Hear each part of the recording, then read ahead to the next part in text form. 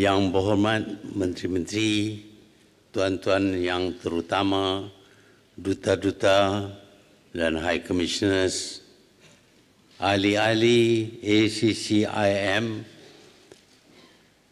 tetamu-tetamu, seterusnya hadirin sekalian, selamat pagi dan saya harap saya dapat menyampaikan sedikit ucapan sambungan kepada apa yang telah diperkatakan oleh Tan Sri Dato' Presiden tadi. Saya kagum. Saya kagum dengan kebolehannya bercakap dalam bahasa kebangsaan, bahasa Cina dan juga bahasa Inggeris. I wish I can speak in Chinese as fluently as he speaks in Malay. Saya berasa amat bangga kerana buat kali yang ketiga saya dijemput untuk merasmikan Mesyuarat Agung ACCIM di Malaysia. Saya seperti yang telah dijelaskan oleh Tan Sri Presiden tadi, mengadakan hubungan yang rapat dengan ACCIM kerana saya sedar bahawa ACCIM mewakili masyarakat Cina yang terlibat dalam bidang perniagaan dan perusahaan. Dan bidang perniagaan dan perusahaanlah yang memperkayakan negara. It is the business community which creates wealth in any society, in any country. And there is no doubt that the ACCIM, its members, and the Chinese community, supported by other communities, have contributed much towards the development of Malaysia.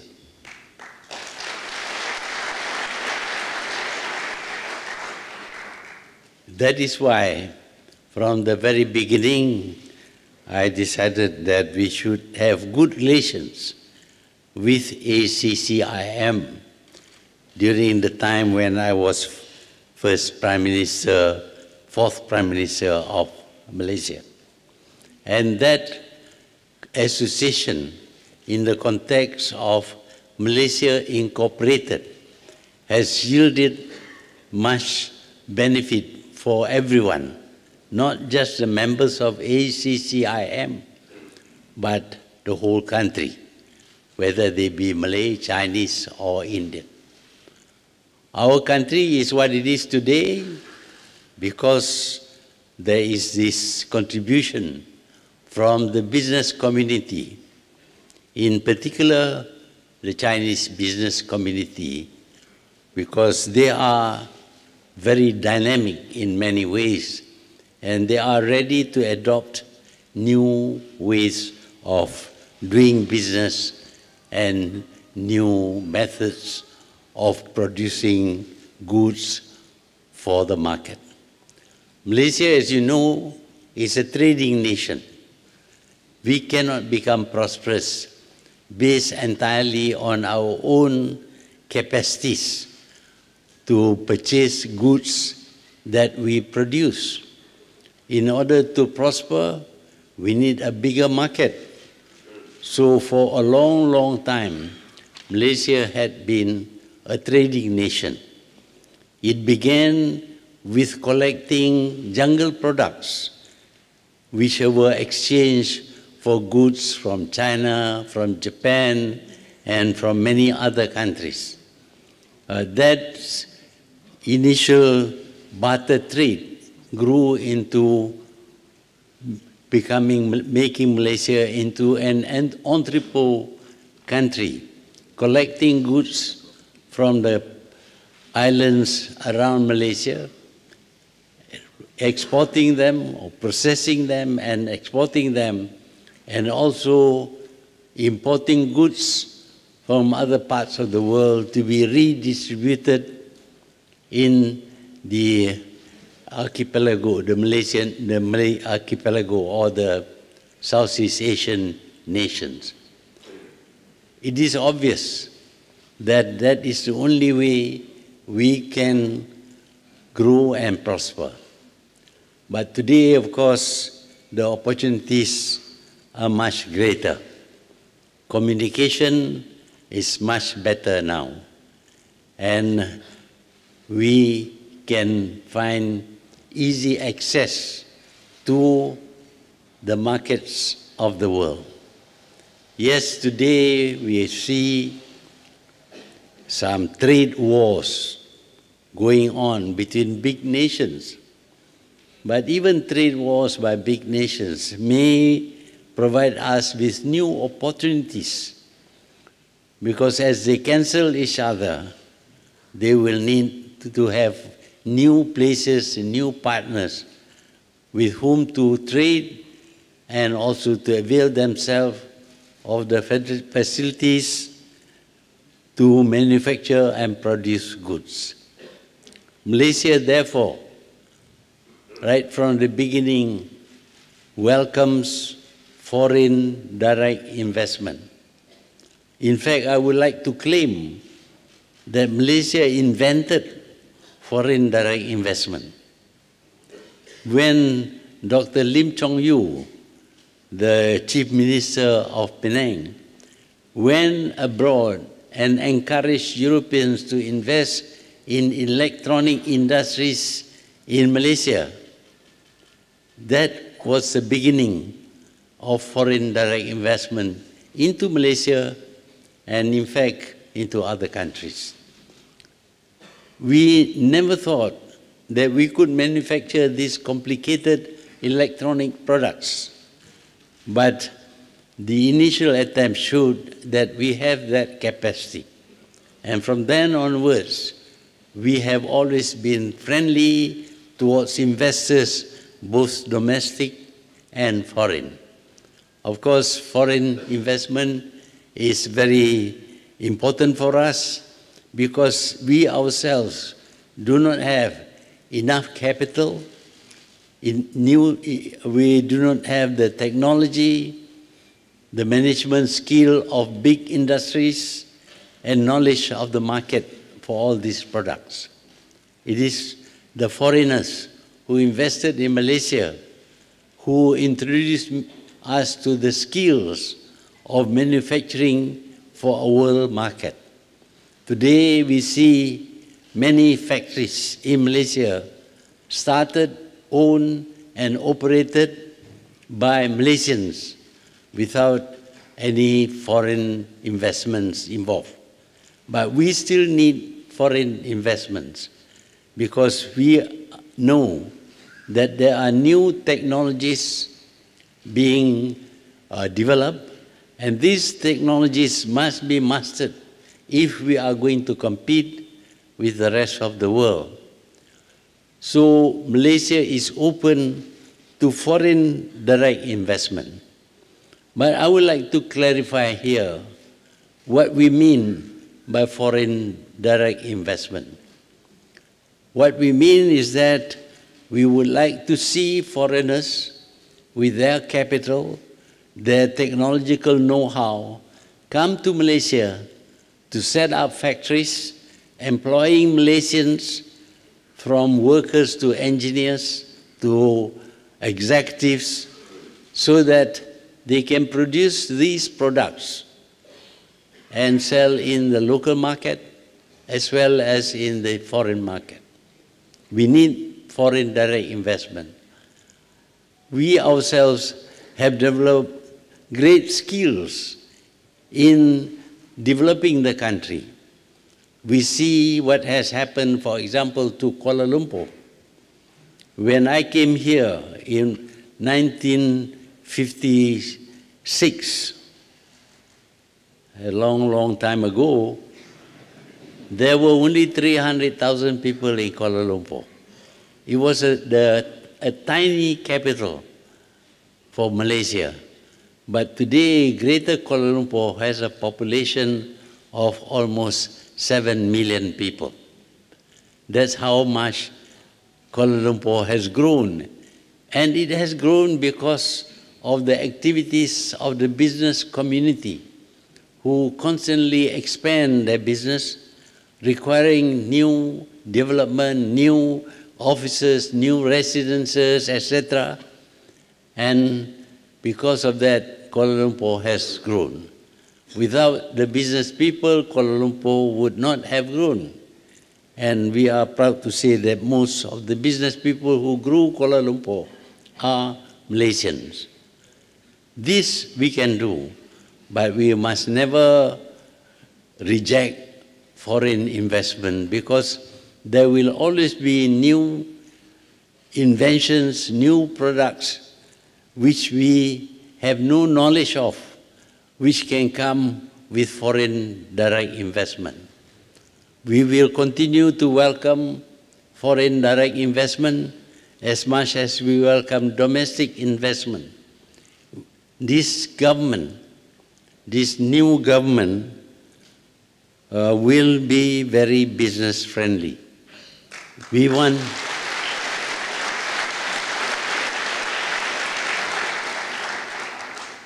it will not be corrupt.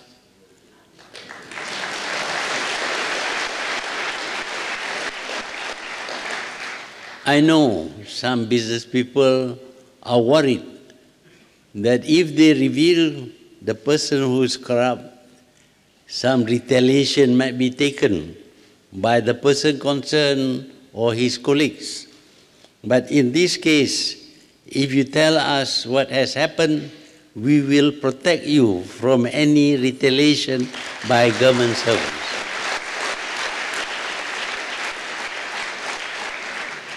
We want a clean government, and I believe so do you.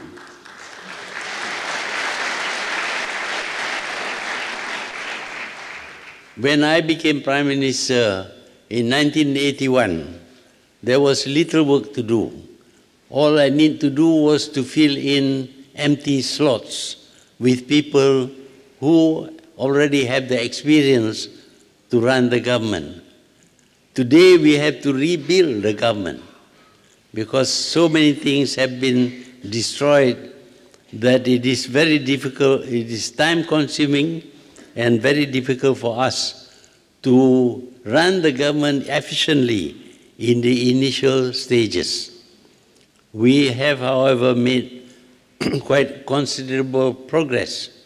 We have rid ourselves of the rotten setup, and we are now cleaning up the rest of the country, and we are introducing new laws to replace old draconian laws which were not contributing towards the development of Malaysia. In this, we need your support. We need you to have faith in us, to give us time to correct the mistakes of the past. I am sure that we can achieve our target to return to the democratic system and the rule of law in this country. This is very important because no country which is unstable and does not follow the rule of law can ever prosper. We want to go back to the political system that has served us well in the 90s and in the 80s. We believe that although there were faults during those periods, but there were many things done in those days which contributed towards Malaysia developing to the extent that it became known as one of the Asian tigers. That was quite an achievement for a country that was poor and development based on agriculture. We think That experience will stand us in good state, and we will feel sure that given the time, not too long a time, we would be able to rehabilitate this country. For this, there must be cooperation between the business sector and the government. We are reviving the concept of Malaysia Incorporated. Malaysia will be regarded as one huge corporation in which the government and the private sector work in order to ensure the success of that cooperation.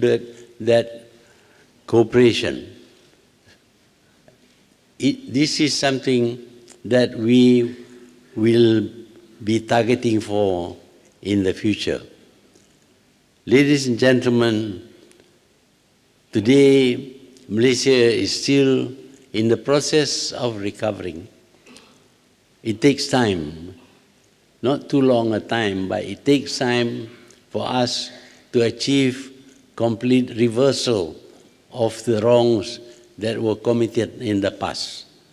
But rest assured that we are determined to do so, and we need the feedback from the business community so that what revision we do will be good for the country and certainly for the business community. We accept the fact that the business community will be the greatest contributor towards enriching this country. And now we see the ACCIM, which was an association of Chinese chamber members, expanding to accept participation or cooperation with the other chambers, the Malay Chamber and the Indian Chamber and the International Chamber. Cooperation is always very good. There is a Malay saying, I'm not so good as your president about Malay saying, but somebody gave me this to me just now. There is a Malay saying which says, bulat air kerana pembetung. The roundness of water is because of the container. Bulat manusia kerana mufakat.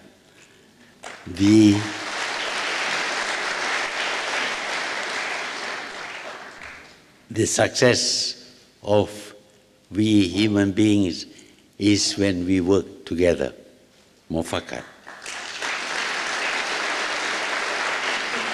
So the trend shown by the ACCIM to work together with the other chambers in Malaysia is something that will be good for everyone. Everyone should benefit. It is important that everyone enjoys the wealth of this country. If there is too much disparity between rich and poor, there will always be tension.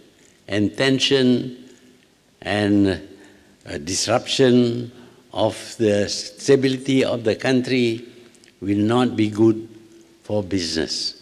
So I'm quite sure that you want to see this country stable and peaceful. And for that, everyone must have a share in the wealth of this country. That is the focus of this government. We want to reduce or even eradicate poverty, because if there is too much poverty and the disparity is too wide, the country will not be peaceful.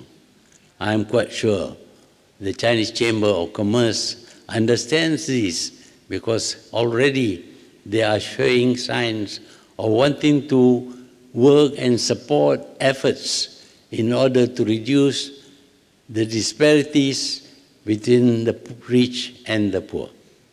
When we do that, this country will be stable, and the rich will become richer, but the poor will also have a share of the wealth of this country. Ladies and gentlemen, I am honored that I should be asked to officiate the 72nd Annual General Meeting of the ACCIM. It is with great pleasure that I now officially open the 72nd Annual General Meeting of the Associated Chinese Chamber of Commerce, Malaysia. Thank you. Dimohon kepada Yang Amat Berhormat Tun untuk terus berada di pentas, kekal di pentas ya, untuk acara seterusnya.